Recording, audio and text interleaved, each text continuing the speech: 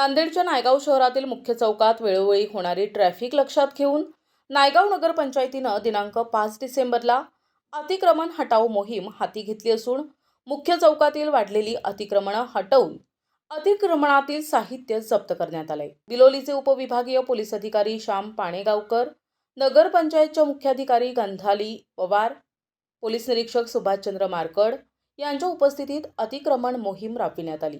यावेळी नायगाव नगरपंचायतचे रामेश्वर बापुले, श्रीधर कोलंबवाड, बंटी सूर्यवंशी, त्यांच्या सहाय्यक पोलीस निरीक्षक तोटावाड, सकुर्लवार आदींनी अतिक्रमण मोहीम राबवली आणि मोहिमेदरम्यान अतिक्रमण मार्गावरील साहित्य जप्त करण्यात आले। ही मोहीम पुढे 8 दिवस चालणार असून नागरिकांनी शहरातील मुख्य रस्त्यावर आणि जागोजागी केलेली अतिक्रमणं स्वतःहून काढून घ्यावे, अन्यथा प्रशासन पुढील कारवाई करणार असल्याचे यावेळी पवार यांनी सांगितले।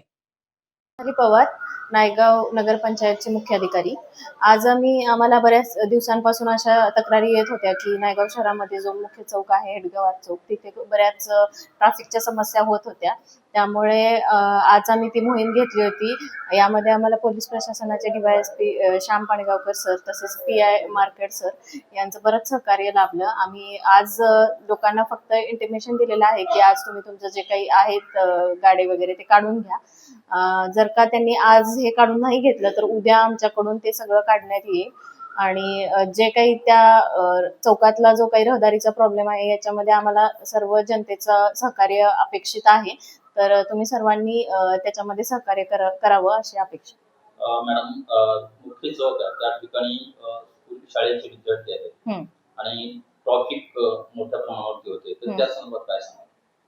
त्यामुळेच आता आपल्या सगळ्यांची जबाबदारी आहे की जे काही लहान मुलं तिथून जातात किंवा मग जे काही गाड्या तिथं अडकतात त्याच्यामुळे जे काही ट्रॅफिकचा प्रॉब्लेम होतोय, तसेच काही समजा ऍक्सिडेंट होत असतील तर त्यामुळे सगळ्यांनाच त्रास होत आहे। तसेच तिथं बरेच लोक जे रस्त्याच्या बाजूला गाड्या लावलेल्या असतात, जे की मेन आपलं जे दुकान आहे त्याच्या पुढे त्याच्या पुढे गाड्यांची पार्किंग केली जाते, 2 व्हीलर किंवा 4 व्हीलर।